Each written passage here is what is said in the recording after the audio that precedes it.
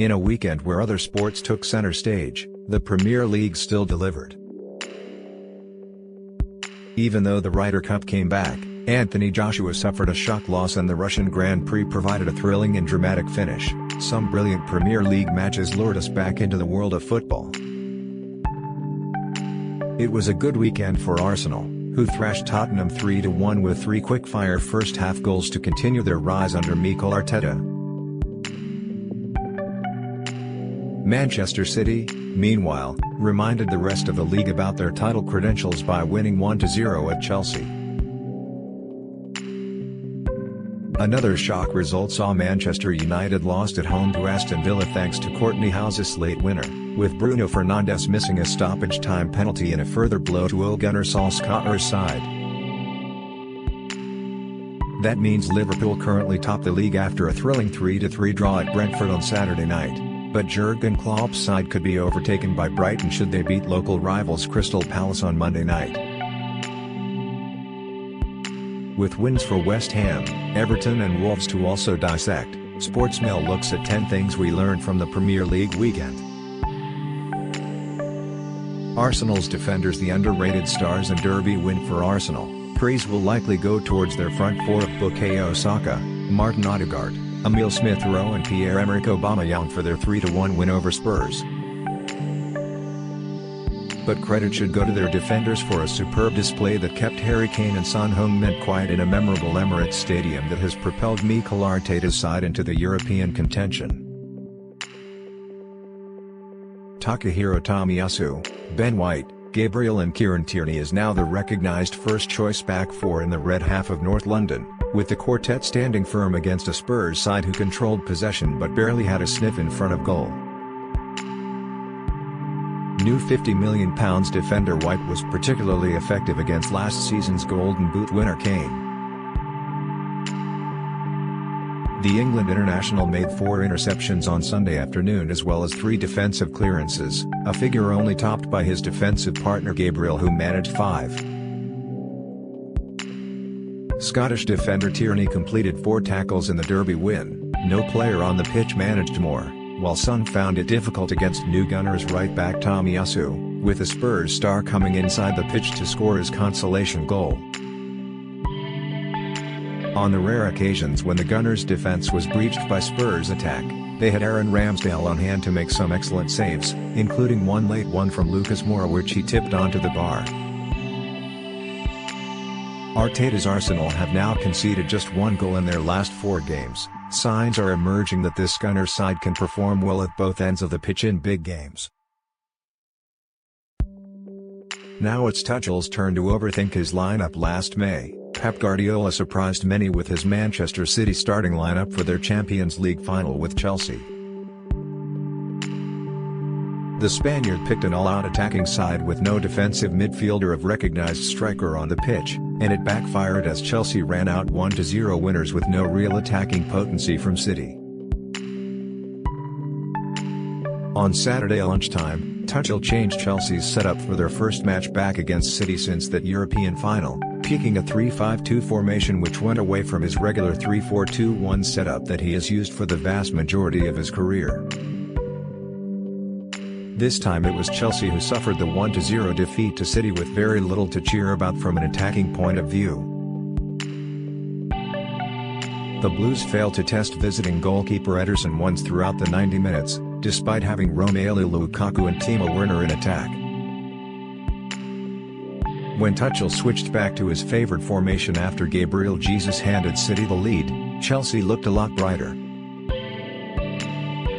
N'Golo Kante came off for Kai Havertz and the Blues looked more threatening, but the worst thing you can do against City is give them a lead which they can hang on to and control the game. The West Londoners face another difficult test in midweek when they travel to Juventus. Perhaps Tuchel has now been reminded that he should stick to what he knows rather than tinker his team too much. Trent Alexander-Arnold's defensive game exposed once again. A thrilling game in West London on Saturday night saw Brentford go toe-to-toe with 6-time Champions League winners Liverpool, in a match which saw the Bees show tactical astuteness against Jurgen Klopp's side. One of those key tactics from Thomas Frank's men was to target Trent Alexander-Arnold by overloading his side of the pitch in attacking areas, and all three of Brentford's goals came from the Liverpool right-back's flank. Throughout the entire 90 minutes at the Brentford Community Stadium, Brian Mbeumo and Rico Henry had a lot of joy down the Bees' left wing as Alexander-Arnold struggled to keep up in a raucous atmosphere. Of course, Alexander-Arnold's position in the Liverpool team is nowhere near under threat given he is one of the best passers in the Premier League and brings a lot to the Reds' attacking game. But his inability to defend will not only hold back Klopp's Reds in the title race but also his own career. Saturday night's match showed why Gareth Southgate does not completely trust the Liverpool defender for England, and Alexander-Arnold needs to tweak his game in order to move forward in his career. Solskjaer needs to rethink United game plan. The honeymoon following Cristiano Ronaldo's return and well and truly over at Manchester United. After the Portuguese forward lit up Old Trafford on his second debut against Newcastle, the mood could not have been more opposite. A 1-0 defeat to Aston Villa makes it 3 losses in 4 games for the Red Devils, and cracks are starting to appear in Ole Gunnar Solskjaer's side. In those 3 defeats, United's Norwegian manager has named roughly the same lineup.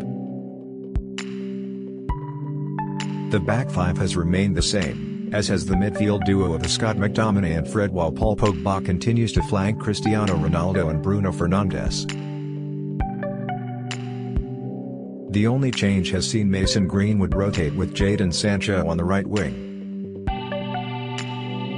With so few modifications to his United lineup, perhaps it's time for Solskjaer to switch his team up. United certainly have the squad depth to do it. The likes of Sancho, Edinson Cavani and Donny van de Beek have been waiting in the wings for their chances, while Nemanja Matic, Victor Lindelof and Jesse Lingard are reliable options too. Foden and De Bruyne can turn the tide in this title race. When Manchester City's lineup came out against Chelsea on Saturday, the narrative was the same as it has been all season. No recognised centre forward with Gabriel Jesus on the wing. Should City have tried harder for Harry Kane? Blah blah blah. Those questions were put to an end on Saturday afternoon as the return of Kevin De Bruyne and Phil Foden reminded those critics the attacking power City have at the moment, and why they did not need a striker after all. De Bruyne, back in that false 9 role he thrives in so much, was at the centre of all of City's good work at Stamford Bridge, particularly in the first half when Chelsea were sitting deep. Foden, meanwhile, came out with a point to prove after starting the season injured following a disappointing Euro 2020 campaign, and some excellent touches on his first Premier League start gave the impression he had not been sidelined at all. Those 2 players were key last season in City's long winning streak that led them to the title, and the signs are already good this season. Pep Guardiola's side should have put away more goals against title rivals Chelsea, and with the likes of Jack Grealish and Gabriel Jesus looking sharp too, City look like serious contenders again. Leicester's inability to defend crosses halting their progress. It has been a tricky start to the new season for Brendan Rodgers' Leicester City, who currently lie in the bottom half of the table after winning just 2 out of their opening 6 games. There have been some positive signs for the Foxes. Jamie Vardy looks back to his best after dropping down the goal charts last term, while Harvey Barnes is back from injury and Boubakary Somer and Patson Daka look like clever buys. But results have not been good enough for the side who has finished 5th in the past 2 seasons, and matters need to change if Leicester want to be challenging near the top again. One of the key weaknesses in Rodgers' side so far this season is their inability to defend crosses. Both of Burnley's goals in their 2-2 draw at the King Power Stadium on Saturday came from wide areas, either in open play or dead ball scenarios.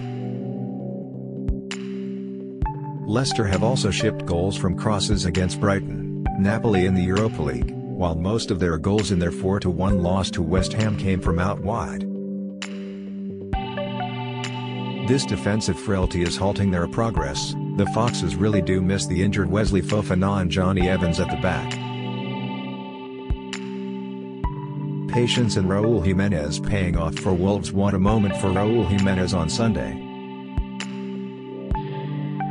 9 months on from a skull fracture that threatened the end of his career, the Wolves striker was back on the scoresheet by netting the winner in a 1-0 victory at Southampton. It was such a well-taken goal as well, beating two defenders on multiple occasions in a wonderful solo strike, and his wild celebrations showed how much that meant to him. Credit must go to Bruno Lage. Wolves for sticking with their number 9 as their key option up front. The Molineux club may have been tempted to ease the 29-year-old back into action or find another striker to replace him, but Jimenez has been the main man up front for Wolves and that decision paid off over the weekend. Now the Mexican is off the mark for the season, he can start showing why he was Wolves' talisman before his shocking head injury. Ismaila Sarr will be why Watford can stay up and Norwich cannot. Newly promoted Watford and Norwich had very similar tests over the weekend. Both sides took on Newcastle and Everton, teams who were there for the taking. Watford came up against a Magpies side without key striker Callum Wilson and without a win all season, while Norwich went to an Everton squad lacking in confidence and without key men Dominic Calvert-Lewin and Richarlison. The difference between the two sides come Saturday afternoon was that one team has the talisman to keep them up this season, while Norwich do not. Ismaila Sarr rescued a draw against Steve Bruce's Newcastle to continue his excellent start to the season, and while Teemu Pukki has a similar role for Norwich, he was not good enough to keep them up 2 years ago and still is not now. Watford's start to the season has been enough to give them hope. 2 wins already, plus the Newcastle draw, keeps them above a dwindling pack of teams who are struggling to create any sort of form.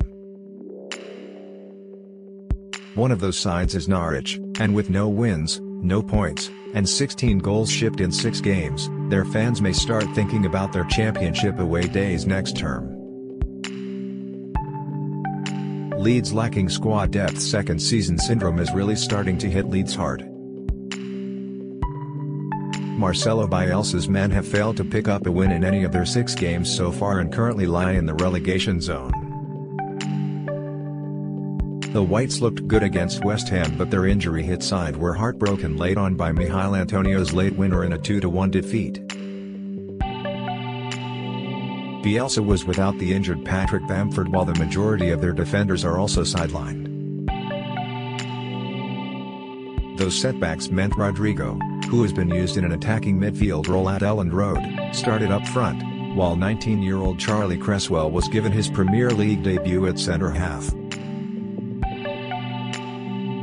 While those absences and changes were not completely pivotal to Leeds' loss on Saturday, especially considering Cresswell impressed on debut, the Whites' lack of squad depth is holding them back from more points and Premier League security this term.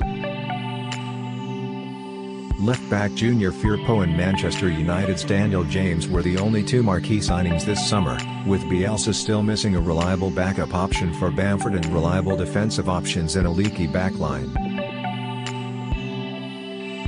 An important few weeks lie ahead for Bielsa's men, with Leeds facing Watford, Southampton, Wolves and Norwich in their next 4 league games. Points have to be picked up then, or fans will really start worrying about their top-flight status. Brentford are the real deal. They are on course to stay up. Want a result for Brentford against Liverpool on Saturday, as the Bees' excellent start to their debut Premier League campaign continues.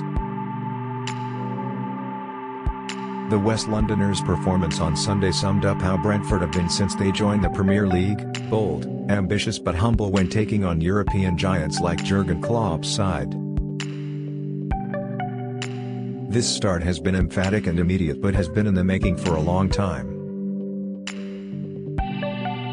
Players like Vitaly Janelt and Yohan Wissa, who both scored against the Reds, were brought in as part of the club's statistical recruitment policy for a combined total of £9 million.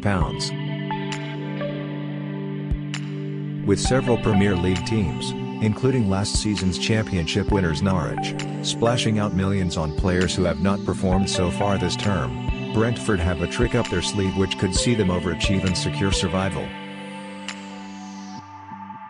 That Liverpool point, meanwhile, could be vital given they are in the middle of a very tricky run of games that sees them travel to West Ham next, before taking on Chelsea and Leicester City in front of their raucous supporters.